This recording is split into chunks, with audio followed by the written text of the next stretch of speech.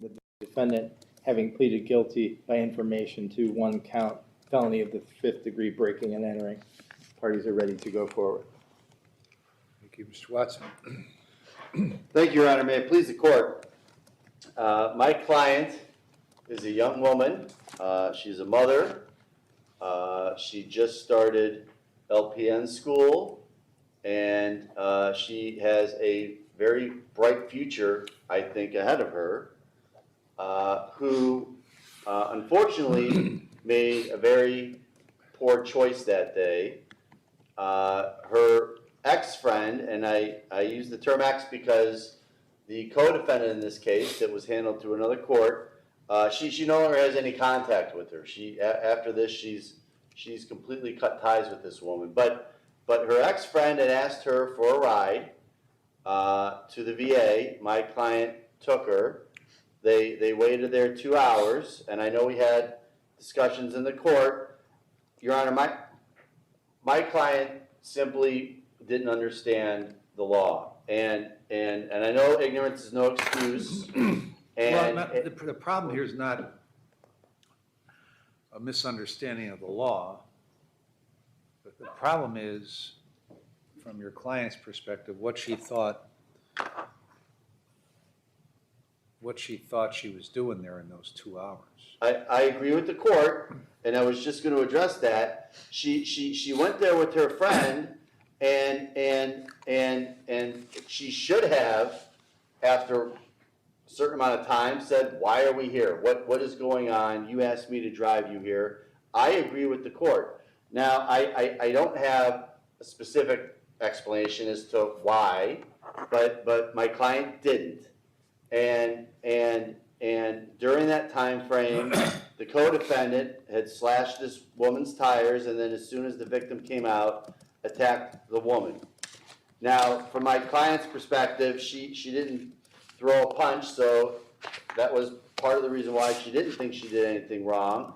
However, Your Honor, she and I know this is a dispute, but when the attack started, my client did open the door and told her ex-friend to stop and let's get out of here, let's leave.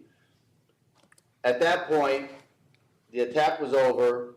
The co-defendant did get in the car, they drove off, and then my client contacted the police after the fact. She had heard, she thought that they would be looking for her, and I believe she voluntarily turned herself in. Your Honor, clearly, she shouldn't have driven and waited there for 2 hours. Clearly, she should have started turning to her friend saying, "Look, why are we here? What is going on? This doesn't seem right to me." And she didn't do that, Your Honor. She did take responsibility. She was prior to this court, by way of information, she did take responsibility for her actions. Again, I mean, since then, she has I think just a few weeks ago, just started LPN school. She's trying to get things together, Your Honor, so she has a future for herself and her children. She is remorseful. She doesn't know the victim in this matter, Your Honor. She doesn't have a beef with her one way or the other. She had no idea who the victim was. She is sorry that the victim got attacked the way she did. She realizes her role in that, in the sense that she took her friend there, her ex-friend, to commit that crime.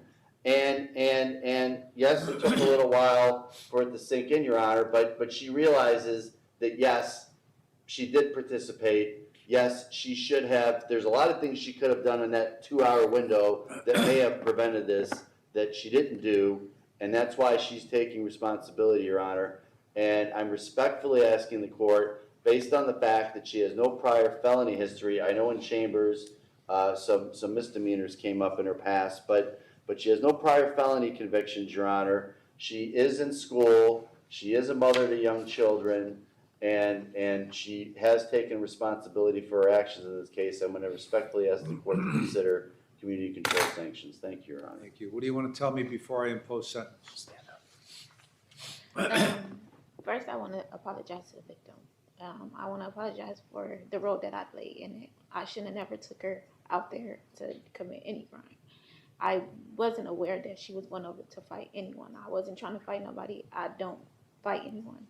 But I did cut ties with her, and a friend would never I shouldn't be ever put in a position where I had to fight for my life, because this is my record. What I did that just don't affect me. It affect my kids, my family, and my career. Like, me catching a felony is play a really big role in my life. Like, with school, with pursuing nursing, with my job I do phlebotomy at UH. It did pop up, so I do have to tell them what's going on, and I might lose my job. That's why How did you know this Booker? she lived in my building. So why did she ask you to drive her somewhere? I was off work that day. She called me like, "Can you give me a ride somewhere?" And I'm like, "Where?" I didn't really have any gas money, so she's like, "I'll put some gas in your car and I'll buy you something to eat." So we went out there, and I'm like, "Where are we going?" So when we got in the car, she's like, "I want to go talk to someone at the VA hospital." First, we went there. She did slash the girl tires. We left, went and got smoothies, and we came back. And the girl was coming outside, and she jumped on the girl. Okay, but, so after she slashed the tire, Mhm. why didn't you just tell her to get the hell out of your car and leave? If that's what she did. Right. So when me not trying to be a friend, and me not really thinking of it, not thinking that she's going to jump on someone. I know, but isn't slashing the tire bad enough in and Yeah. of itself? Yeah, it is. And then she was telling me, like, I'm like, why are you, I asked her, like, why are you doing this? And I guess prior to that day, her and the girl got into a fight. The boy, because it's over a boy, they got into a fight that night. And she was like, "Oh, I want to talk to her. I want to explain myself to her." Yeah, but she slashed her tire.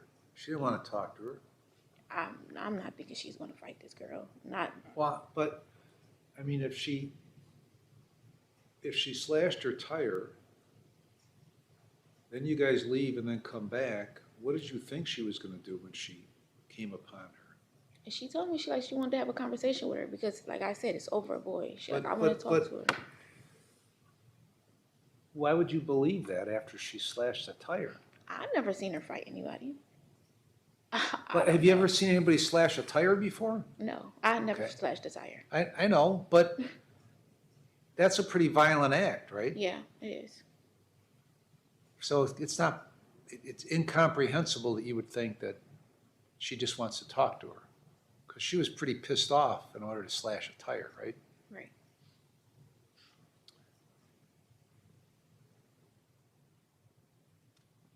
It's me not thinking the severity of it. Like, I'm just always saying yes or being nice. Like, I'm not thinking she's about to attack this girl. I'm like, I'm not thinking she's that mad so she's going to attack someone. Like, I ain't never been in a position where nobody just attacking nobody, because I've been a victim before and I've been through it. And somebody came in, jumped on me before. This is your case is a very odd case. Because I don't know what to believe from you or what to disbelieve from you. Now, didn't you tell the probation officer you had no record? Right. Why did you tell her that? No, I told her back when I was 19, I told her that I caught a theft case. What did she tell you? There was no juvenile record. When I was 19, I told her Okay, why did you tell her you had no juvenile record? petty theft. Huh? Petty theft. Okay, but that's a record, isn't it? That's You where got 3 theft charges as a juvenile.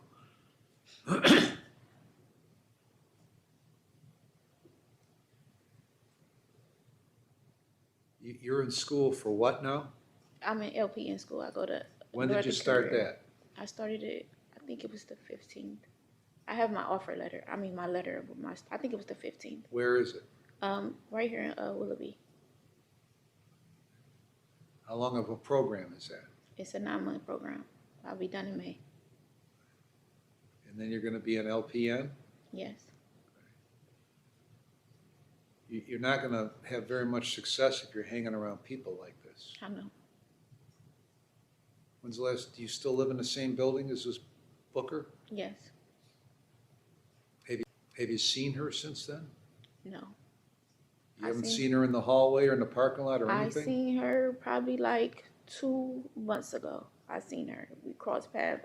We don't speak. We don't talk. Nothing. Like we had like a little conversation, and I just felt like she put me in a predicament, like in Well- this predicament. Well, it's not all, I mean, you may believe she put you in a predicament, but you put yourself in a predicament at the very least when this tire was slashed and then you left and went back to the same place. So you're certainly not blameless in this whole matter, are you? No. I mean, it's clear that you didn't get out and inflict a beating on this person.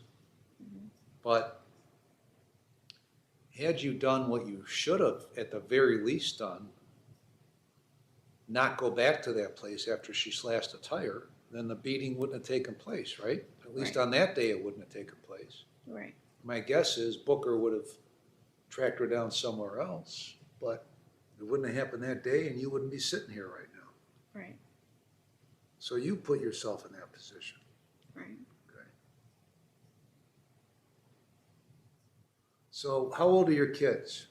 My son, he'll be 10 in October, and my daughter is 6. And when this happened, where were they? They were at school.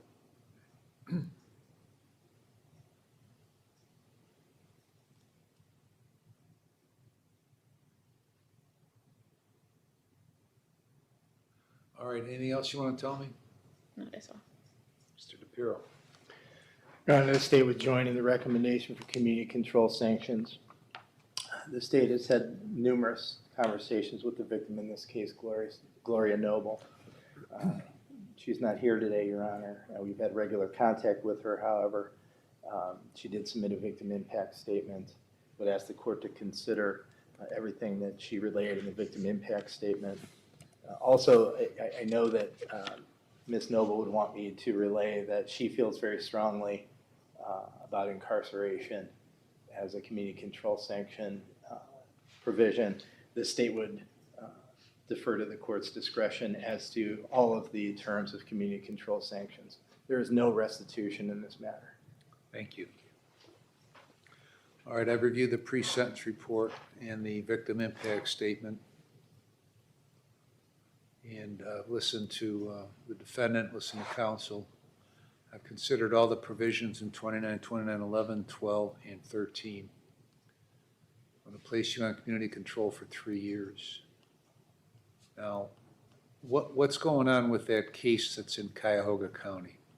I'm still going through it, but When's the next hearing scheduled for? the 26th. Of this month? Yes. What type of hearing is it? It's arraignment, I think. Or pretrial, I think. I don't know. Pretrial? I think so. All right, I'm going to place you on community control for 3 years. You're going to serve 2 days in jail with credit for 2. You're to have no drugs or alcohol, and you'll be screened. You're to obtain and maintain. Are you still working at UH? No, I do traveling STNA. What? I'm a traveling STNA. All right. And then, so you're to maintain full-time employment or full-time school or a combination of each that equates to full-time?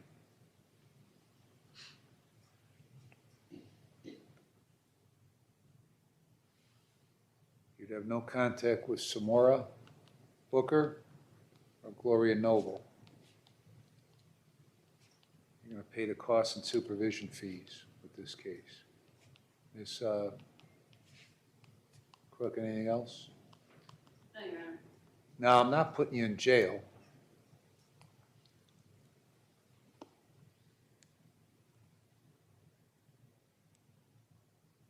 At this point, because of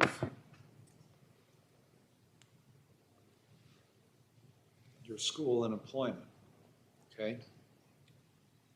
That's the only reason.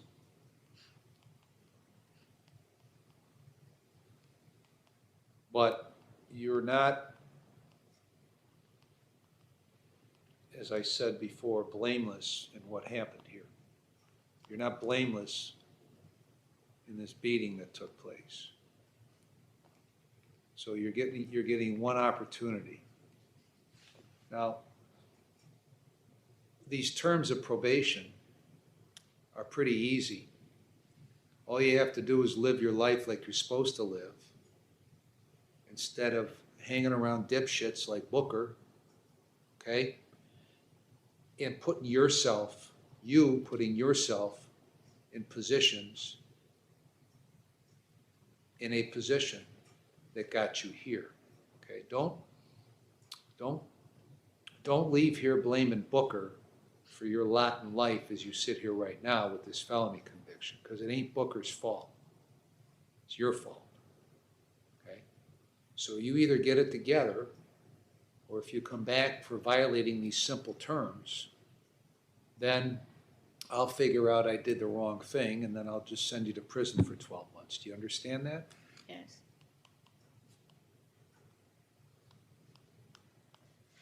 Mr. DePiero, is there anything else? Your Honor, should the court ever impose a term of imprisonment in this matter, could it be that is the court ordering that it may be consecutive to any other prison term that would be served at the time? Or For no? what? Well, we got another felony pending, I don't know. It's typically in the judgment entries. Now, the court speaks to whether or not a potential prison sentence in this matter may be run consecutive to another potential one in the future. I just want to make sure. Well, if I don't tell her that, am I prohibited from doing that? There is, I believe, an interpretation of the law that says that you are. That's dumb. Isn't that dumb? Well, as to whether it makes sense, In case law or statute? I believe it's case law, Judge. Okay. Well, I understand why you're bringing this up. But that I'm imagining that she's going to get convicted of something else. And that if I didn't tell her if she gets convicted of something else while she's on probation and I send her to prison, then it has to be consecutive. Well, not necessarily that it has to be, just that it may be. Okay. And certainly the defendant would be presumed innocent of any charge that she faces in the future. But it's not impossible that anybody would be convicted of a felony while they're This on is probation. crazy. Yes, This is Judge. crazy. So, But- so I will respectfully decline to have that put in the judgment entry, Yes, Your Honor. Thank you. because I think that's the craziest thing. That's the craziest interpretation that some other people have come up with. So, anything else besides that? No, Your Honor. Thank you very Mr. much. Watts, anything else? No, Your Honor. Okay, just do what you're supposed to do. That's all. And then you're gonna get the other entry, Mr. DePiero? Yes, I will, Your Honor. All right. For purposes of the record, I'll just say the state will be presenting a written nollie to the court on the other case pursuant to the agreement. Okay. Thank you. All rise.